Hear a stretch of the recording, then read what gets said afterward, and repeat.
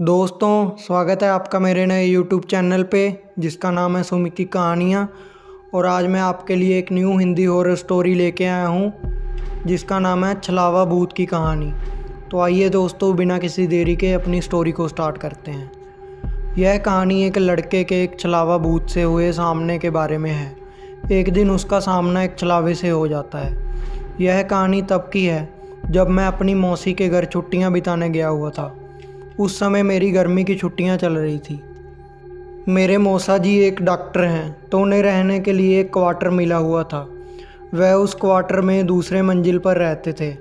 उनके फ्लोर पर एक बालकनी थी जिसके पीछे की ओर एक जंगल था और रात के समय उस जंगल में अजीबोगरीब आवाज़ें सुनाई देती थी।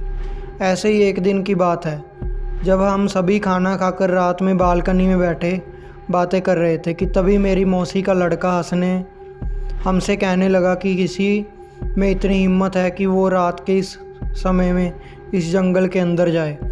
हम सभी हंसने लगे और उससे कहने लगे कि क्या फालतू की बात कर रहा है, भला कोई इस जंगल में इतनी रात में क्यों जाएगा, कहीं कोई जंगली जानवर मिल गया तो शामत पक्की है। और सब हंसने लगे। सबको ये बात बताई तो सबने मुझसे कहा कि ऐसा होना यहाँ आम बात है। तुम उस ओर ध्यान मत दो और अपना काम करो और भूल कर भी उस जंगल की ओर मत जाना। उसके कुछ दिनों बाद भी मुझे उस जंगल की ओर से आवाज़ें आती रहीं। फिर वो आवाज़ें आना रुक गई। इस घटना के कुछ दिनों बाद मेरे पापा मुझे लेने आ गए थे क्योंकि मेरी गर्मी की छुट्टियां भी ख़त्म होने वाली थी। उस जंगल में रहने वाले को लोग छलावा कहते हैं और जो कोई भी उसके पीछे जाता है वो फिर कभी लौट कर नहीं आता है। सो आई होप गाइज आपको ये स्टोरी अच्छी लगी होगी। तो आइए दोस्तों, चलते हैं अपनी दूसरी कहानी की ओर। यह कहानी अमित नाम के एक युवक की है जो रोज़ाना शहर से अपने गांव लौटता है। एक रात उसे रास्ते में जंगल के पास कुछ भयानक अनुभव होता है जिससे उसकी ज़िंदगी बदल जाती है। अमित एक साधारण सा युवक था। उसने अपने गांव से कुछ दूरी पर बसे एक छोटे से शहर में नौकरी पाई थी। वह अपनी साइकिल बेचकर कर्ज लेकर एक पुरानी मोटरसाइकिल खरीद चुका था क्योंकि रोज़ाना गांव से शहर तक आने जाने में काफ़ी वक्त लगता था। उसकी नौकरी मामूली थी और आमदनी इतनी नहीं थी कि वह शहर में रह सके, इसलिए मजबूरन उसे रोज़ाना अपने गाँव से शहर तक आना जाना पड़ता था। हर दिन की तरह उस दिन भी अमित अपने काम से देर रात को घर लौट रहा था। आसमान में हल्के बादल थे और ठंडी हवा चल रही थी। घड़ी में रात के 11 बज रहे थे और अमित के सामने एक लंबी सुनसान सड़क थी। वह अपनी बाइक तेज़ चलाने की कोशिश कर रहा था ताकि जल्दी से गांव पहुंच जाए। उसके रास्ते में घना जंगल पड़ता है जो शहर और गांव के बीच था। लोग कहते हैं कि वह जंगल रहस्यमय था, लेकिन अमित ने कभी इन बातों पर विश्वास नहीं किया। जब वह जंगल के पास पहुंचा तो उसने देखा कि उसके सामने एक बड़ा सा पेड़ था। उस पेड़ के ऊपर कोई अजीब सी चीज़ हिल रही थी। पहले तो उसने ध्यान नहीं दिया, लेकिन जैसे जैसे वह पेड़ के पास आया उसे साफ साफ दिखा कि पेड़ पर एक बंदर जैसा जीव बैठा है। उस जीव की शक्ल बहुत ही डरावनी थी। बड़ी बड़ी लाल आंखें, लंबे नाखून और उसका चेहरा एक डरावने प्रेत की तरह लग रहा था। अमित का दिल ज़ोर ज़ोर से धड़कने लगा।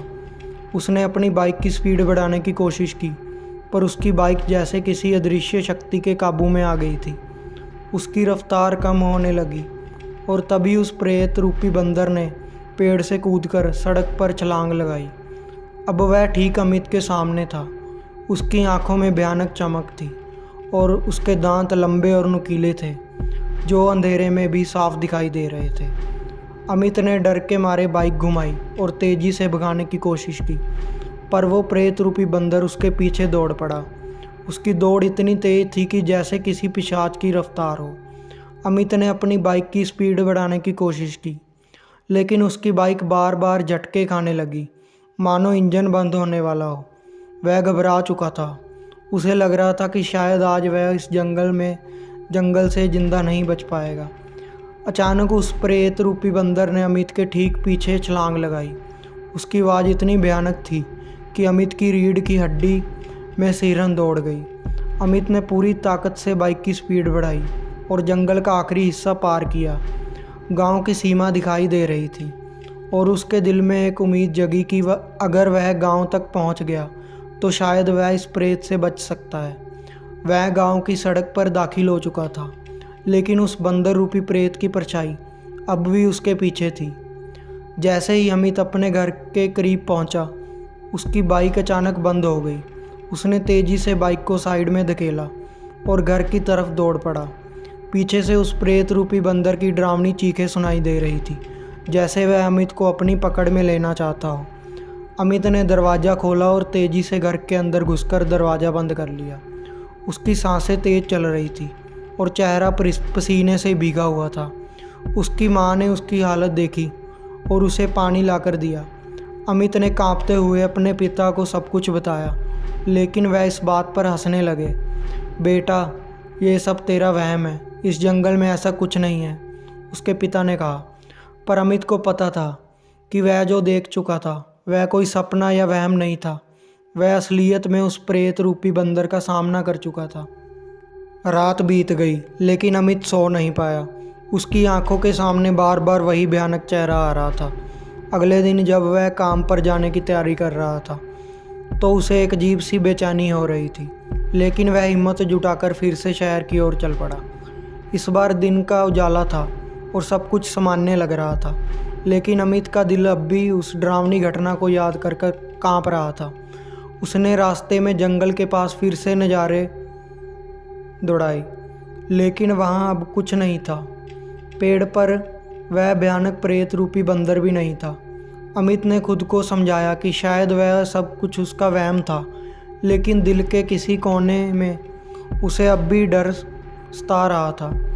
कुछ दिन बीत गए और वह रोज़ाना उस रास्ते से गुजरने लगा। अब सब कुछ सामान्य लगने लगा था, लेकिन उस रात की घटना उसके दिलो दिमाग पर छाई रही। अमित ने फैसला किया कि वह अब शहर में ही रहने का कोई इंतज़ाम करेगा, ताकि उसे फिर से उस जंगल से नहीं गुजरना पड़े। एक दिन जब वह अपने कुछ दोस्तों के साथ बैठा था तो उसने अपनी उस भयानक रात की घटना का जिक्र किया। उसके एक दोस्त रोहित ने कहा, तू अकेला नहीं है जिसे ये प्रेत रूपी बंदर दिखाई दिया हो। कुछ साल पहले भी एक व्यक्ति इसी जंगल से गुजरा था और उसने भी इसी तरह का बंदर देखा था। वो भी डर के मारे गांव भागा था और उस घटना के बाद उसकी तबीयत बिगड़ गई थी। लोग कहते हैं कि वह बंदर असल में किसी आत्मा का वास है जो हर पूर्णिमा की रात इस जंगल में दिखाई देता है। यह सुनकर अमित के रोंगटे खड़े हो गए। उसे यकीन हो गया था कि वह जो देख चुका था वह हकीकत थी। इसके बाद अमित ने उस रास्ते से कभी अकेले गुजरने का साहस नहीं किया। वह हमेशा अपने साथ किसी न किसी को ले जाता और जब भी पूर्णिमा की रात होती वह शहर में ही रात बिता देता, ताकि उसे उस बंदर रूपी प्रेत का फिर से सामना न करना पड़े। अमित की ज़िंदगी भले ही धीरे धीरे सामान्य हो गई थी, लेकिन उस भयानक रात की यादें हमेशा उसके जहन में ताज़ा रही। लोग अब भी उस जंगल से गुजरते थे, लेकिन अब अमित की कहानी ने और भी लोगों के दिलों में उस बंदर रूपी प्रेत का खौफ भर दिया था। सो आई होप गाइज़ आपको ये स्टोरी अच्छी लगी होगी। तो आप लोग मेरी स्टोरी को लाइक करना और कमेंट में बताना कि आपको ये स्टोरी कैसी लगी दोस्तों, और मेरे चैनल को सब्सक्राइब कर लें। Thank you so much.